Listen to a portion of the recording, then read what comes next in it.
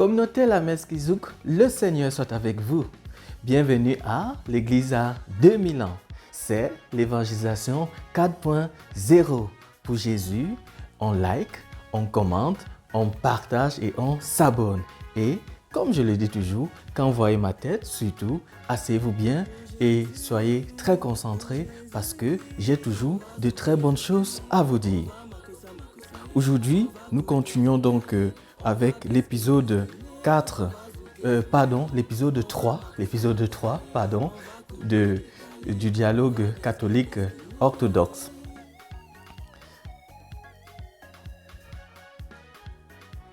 Voilà. Et j'espère que ces épisodes de carême vous permettent d'approfondir vos connaissances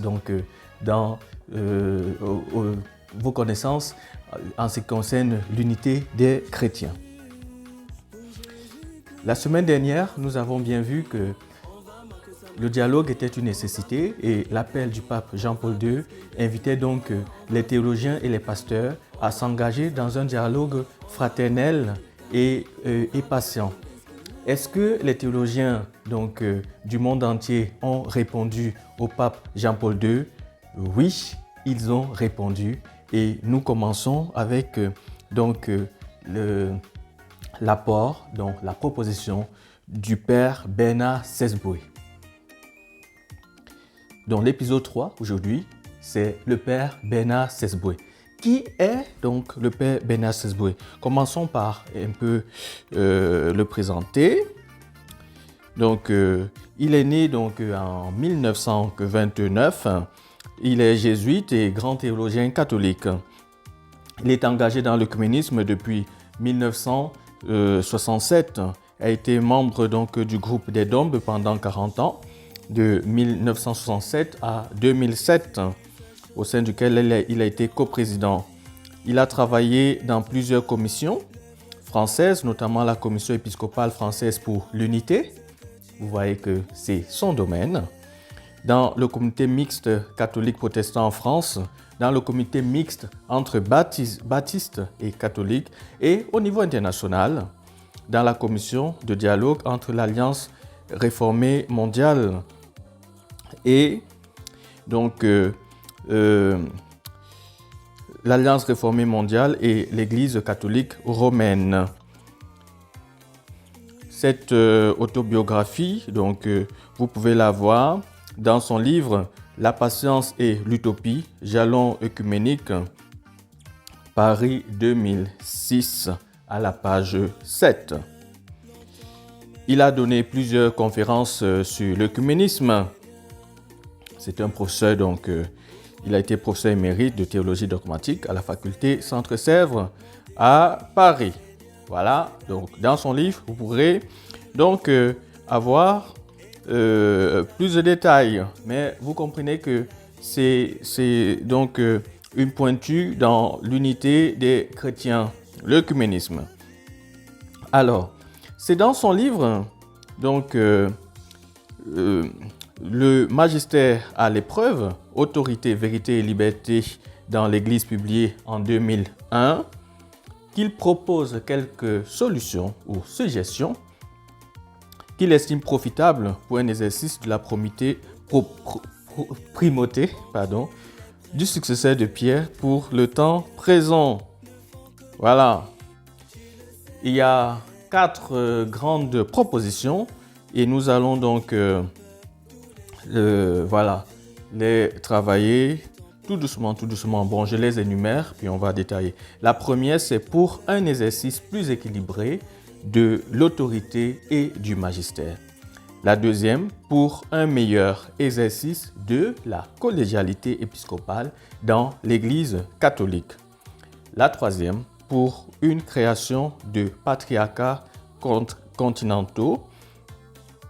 Et la quatrième, pour une concertation et une communion plus grande entre le magistère et les laïcs et une liberté plus grande des théologiens.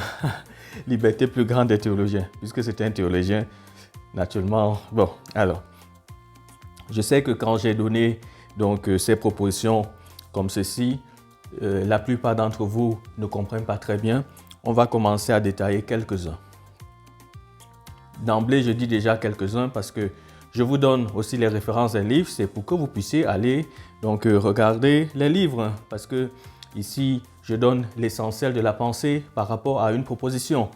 Avec les références, vous pouvez bien aller donc chercher aussi les livres. Nous sommes là pour avancer ensemble. Je ne peux pas tout vous donner.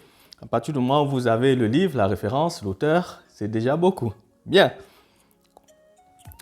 Première proposition pour un exercice plus équilibré de l'autorité et du magistère. Alors, que dit le père Bernard Sesboué? Pour lui, l'exercice de l'autorité et du magistère pose problème aujourd'hui dans l'Église et constitue un véritable blocage dans le processus du dialogue œcuménique. Vous voyez que ça revient un peu, ça rejoint un peu, donc le blocage soulevé la semaine dernière dans les épisodes précédents par nos frères orthodoxes. À propos de cette autorité, il constate le déséquilibre qu'il y a entre les dimensions communautaires, collégiales et présidentielles. Ce déséquilibre se caractérise par, il dit, la prépondérance du principe de présidence sur les principes collégiaux et communautaires. C'est dans son livre « Le magistère à l'épreuve, autorité, vérité, liberté dans l'Église » à la page 244. Sesboué trouve que dans le cadre de la démarche œcuménique, dans laquelle nous sommes, la conversion véritable à opérer par l'Église catholique, je rappelle donc que le père Bernard Sesboué, il est catholique, mais c'est lui-même qui dit la conversion véritable à opérer par l'Église catholique doit passer par un rééquilibrage de ces trois dimensions. Et c'est ce que pense aussi donc le groupe des Dombes. La conversion de l'Église catholique consisterait à maintenir l'équilibre entre les dimensions communautaires, collégiales et personnelles de ce ministère de communion. C'est donc le groupe des Dombes, le ministère de communion dans l'Église universelle, numéro 134. Maintenir l'équilibre entre les dimensions communautaires, collégiales et personnelles de ce ministère de communion. Comme le pape Jean-Paul II, Sesboué constate qu'aujourd'hui, écoutez très bien, et je dis c'est Sesboué, un théologien catholique qui parle. Comme le pape Jean-Paul II, Sesboué constate qu'aujourd'hui, le travail du pape est devenu important et écrasant au point où seul il ne peut le réaliser. C'est la raison pour laquelle il affirme « Celui-ci ne peut plus avoir le temps de peser personnellement les innombrables décisions qui sont prises quotidiennement en son nom. » C'est Sesboué, le magistère à l'épreuve, autorité vérité dans l'Église. Le voilà cité à la page 262.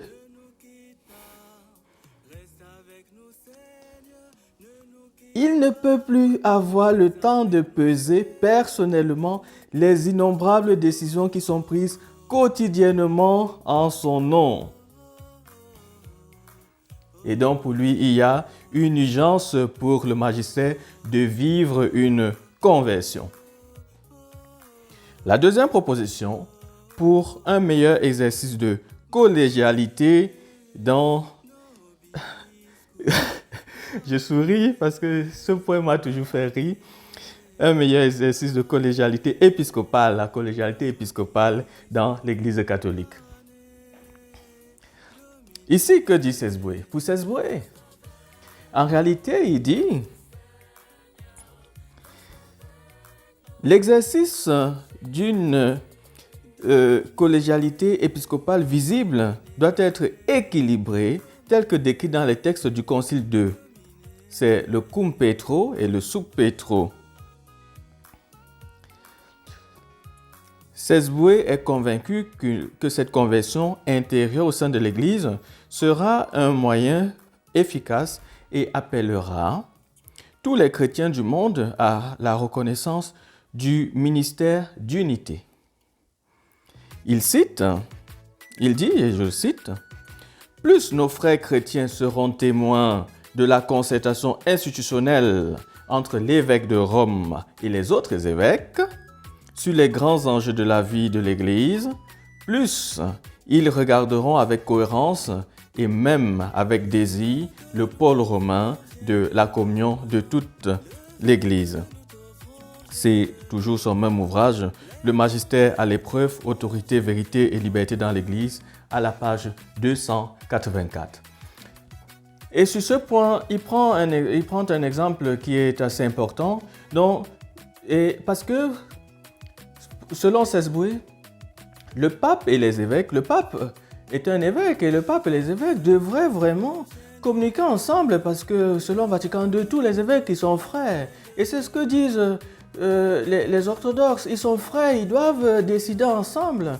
Et l'exemple justement que prend Sesboué, c'est le suivant. Il dit, mais on s'est rendu compte que certains documents ecclésiaux arrivaient par exemple dans les mains des médias, et c'est quand ça arrive dans les mains des médias que certains évêques du monde entier sont aussi informés.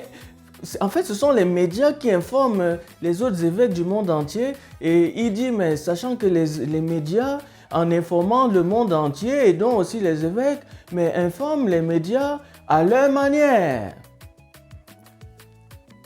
Et pour lui, il dit, mais ce n'est pas normal. Ce sont plutôt les évêques locaux qui doivent envoyer ces documents, on va dire, aux médias locaux, disant, voilà le document que nous vous envoyons, que nous vous envoyons de la part justement de l'Église. Voilà. Et puis, donc, justement, ce point fait naître donc le point suivant quand il dit, voilà, pour la création des patriarcats continentaux, donc quand on comprend patriarcats continentaux, bon, ça rejoint un peu le côté orthodoxe quand on parle de patriarcat. Je ne vais pas trop détailler ça ici. Et puis, le quatrième point, c'est pour une concertation et une communion plus grande entre le magistère et les laïcs et donc une plus grande liberté des théologiens. Au niveau de la concertation du magistère et les laïcs, j'ai toujours aimé la phrase du Père Sesboué qui dit « Le temps où le curé était pape dans sa paroisse est dépassé. » Le temps où le curé était pape dans sa paroisse est dépassé. Il faut que le curé puisse concerter les paroissiens, même si le curé a charge d'âme, parce que dans une paroisse de façon canonique, le curé il a charge d'âme. Mais selon Sesboué, c'est pas que le curé doit rester enfermé, puis il décide, et puis les chrétiens sont là, ils suivent simplement comme ça. Voilà. Mais il faut justement une église consultative. Il faut consulter en abondance.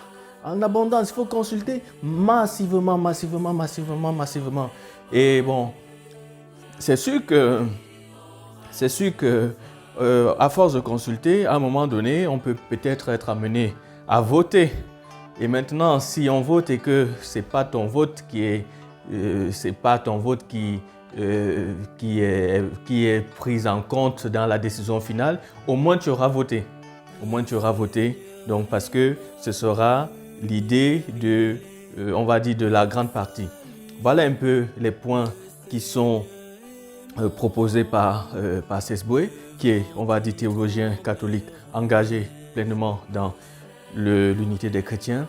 Donc, mettez en commentaire ce que vous avez retenu et quelles sont les résolutions que vous prenez dans ce 3e épisode donc pour l'unité des chrétiens pendant ce carême.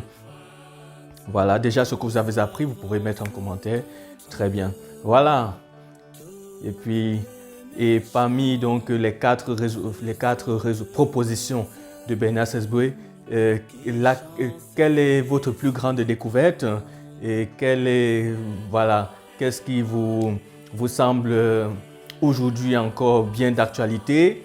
Mettez en commentaire pour les siècles des siècles. Amen.